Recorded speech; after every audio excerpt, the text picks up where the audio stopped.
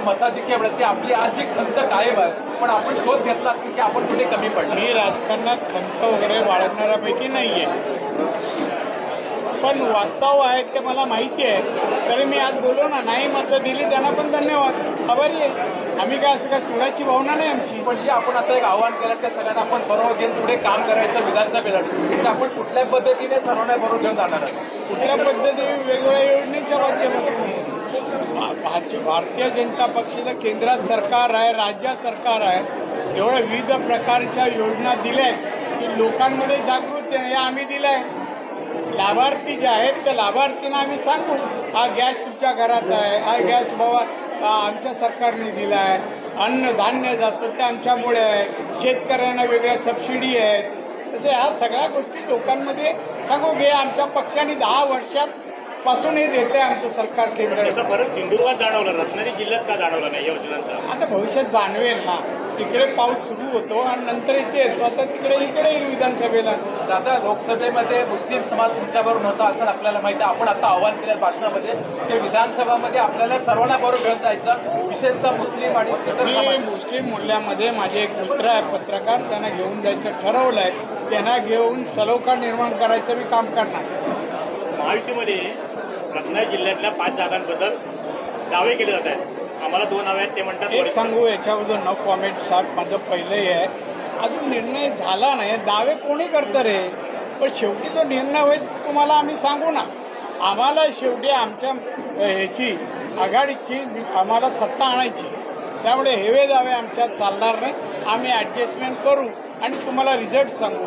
जे आमचे उमेदवार असतील त्या तुम्ही पाठिंबा द्या. दादा, तुम्हाला असं वाटतं काय की रत्नागिरीला आपल्याला 2 भाजपला प्युअर कमळावर मतदार उमेदवार मिळावे? मला वाटतं 2 का 3 मिळावेत हे पण वाटतं. आता कुठले आपण निवड अंदाज आपला टेंटेटिव्ह काय हवामानाचा अंदाज नाही आज सांगणार नाही. अच्छा, लगेच बातमी द्याल आमच्याकडे उमेदवार आहेत ना, त्यांच्यात नाराजी आहे. तर मुख्यमंत्री माझी लाडकी योजना म्हणजे गाजर असा विरोधक तुमच्यावर आरोप करतायत महायुतीवर तुमच्यावर. काय मुख्यमंत्री लाडकी माझी योजना आहे, खरं विधानसभेसाठी गाजर दाखवलेलं आहे, म्हणजे चुकीचं आहे, सगळं काय मिळणार नाही असं विरोधक म्हणतायत. त्याला ऐकून घे, त्यांची वाक्य आम्हाला सांगू नको. आतापर्यंत जेवढ्या योजना दिल्या आणि अंमलबजावणी आहे हे गाजर आहे? सांग केवढ्या हजारो संख्येने योजना आहेत आणि आज सुरू आहेत. उद्धवने काय दिलं सांग ना. उद्धव सरकार 2.5 वर्ष होतं, काय दिलं सांगावं बरं. त्याचे मी परवा टेस्टला पर कॅपिटल इन्कम, GDP सगळं दाखवलं. 2 वर्षात काय वाढलं काय नाही, त्याला काय कळत नाही. GDP म्हणजे पर कॅपिटल इन्कम म्हणजे. महाराष्ट्रामध्ये गेले 2-3 दिवस अमोल मिटकरच्या वादात जे आरोप प्रत्यारोप होत आहेत त्याच्या राजकारणाचा स्तर खाली गेला असं वाटत नाही? नाही, जे आरोप करतायत, जी अनपार्लमेंटरी वर्ड वापरतायत, त्यांची वैचारिकता खालावली आहे. याचा अर्थ त्यांच्या पक्षाचा दर्जा खालावलाय. BJP दर्जा खालवला नाही, तो उलट वरच्या दर्जाला पोचलाय आणि त्याच्यामध्ये इम्प्रूव्हमेंट होते. केंद्र सरकारच्या माध्यमातून आता या रत्नागिरी सिंधुदुर्गाला पहिलं प्राधान्य आपण कशाला दिलंय? केंद्र सरकारच्या माध्यमातून खासदार आहे नात्याने रत्नागिरी सिंधुदुर्गातल्या कुठल्या प्रश्नाला आपण प्राधान्य? नोकऱ्या उद्योग आणायचे, इथे तरुणींना नोकऱ्या उपलब्ध करायचं, पर कॅपिटल इन्कम वाढवायचा, हा माझा पहिलं आहे. या दिवशी काय प्रयत्न सुरू आहे? सुरू झाले ना प्रयत्न. काय कारखाना वगैरे येण्याची काय? कारखाना नाही, कारखाने. हा माझे प्रयत्न सुरू आहे. तर दादा, विधानसभा निवडणूक जशी जवळ आहे त्याचा पुन्हा फेक नेरेटिव्हनी जोर पकडायला सुरुवात केली. फेक नेरेटिव्ह म्हणजे चुकीच्या बातम्या लोकांपर्यंत पसरवणं विरोधकांची, त्याची आपण कशा प्रकारे दखल घेतात? फटके ऐकलं नाही बरं झालं. दादा, कोकणाचं 55 TMC पाणी हे मराठवाड्याला दिलं. कोकणाचं 55 TMC पाणी मराठवाड्याला दिल्याचं मुख्यमंत्र्यांनी या ठिकाणी घोषणा केलं. कसं पाहता आपण? आपल्याला व्यवस्थित समजून घ्या, हे मराठवाड्याला पाणी देणं आहे. वाटप जेव्हा झालं ना तर मराठवाड्याचं होतं, टप्प्याटप्प्याने देण्यात आलं, हे बाकी होतं. त्यामुळे मुख्यमंत्र्यांनी काय चुकीचं केलं नाही.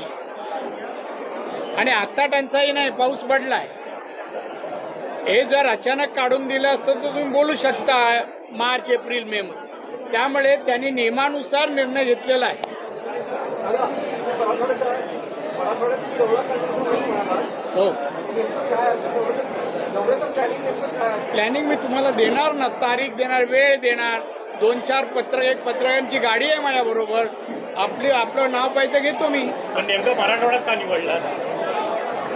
कारण आता मी आता वाचताय ना, हे वातावरण बिघडलंय, सलोखा बिघडलाय, जातीमध्ये तेढ निर्माण झालाय आणि काही सरकारला आव्हानं देत आहेत. ते बघूया काय आव्हानं आपण आज जरांगेनं थेट आव्हान दिलं आज आपल्या लोकसभा निवडणुकीला त्याचा प्रारंभ झाला. आपण आजच्या सभेत भाषणामध्ये जरांगेनं थेट आव्हान दिलं. त्याच्या मागते नेमकी पार्श्वभूमी काय? पार्श्वभूमी काय नाही. जरांगेने आमच्या नेत्यांबद्दल बोलू नये, देवेंद्र फडणवीस यांच्यावर बोलू नये. देवेंद्र फडणवीस हे पक्षाचे आहेत, भाजपचे नेते आहेत, तर त्यांच्यावर बोललं तर आम्ही बोलणारच. लोकसभा निवडणुकीत जरांगेचा परिणाम झाला. लोकसभा निवडणुकीमध्ये मराठा मावती एका बाजूला गेली असं वाटतं. रिझल्ट बघितले तर नाही, जो काय परिणाम झाला काय असेल ते आम्ही आत्मपरीक्षण करतोय आणि म्हणून मी सांगितलं मी जातो तिकडे. दादा, तुम्ही आणि चव्हाण साहेबांनी आजच्या सभेत जोरदार बॅटिंग केली.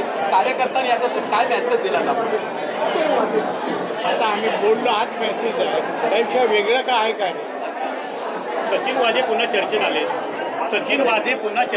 आहेत. उद्धव ठाकरेचे आता ती ही पण दिशा सालियन येईल, परत सुशांत येईल, सगळे येणार. शिव्याची भाषा केल्यावर काहीतरी उमटणारच ना अंगावर. देशमुखांच्या आरोपात किती तथ्य आहे? अनिल देशमुखांच्या आरोपात किती तथ्य आहे? मूर्ख माणूस आहे. होम मिनिस्टर आता काय बोलू शकला नाही, काय करू शकला नाही, आणि आता कोणतरी त्याला सांगताय की जा आणि बोल, एवढंच करतो. ते स्वतःचं काय नाहीये.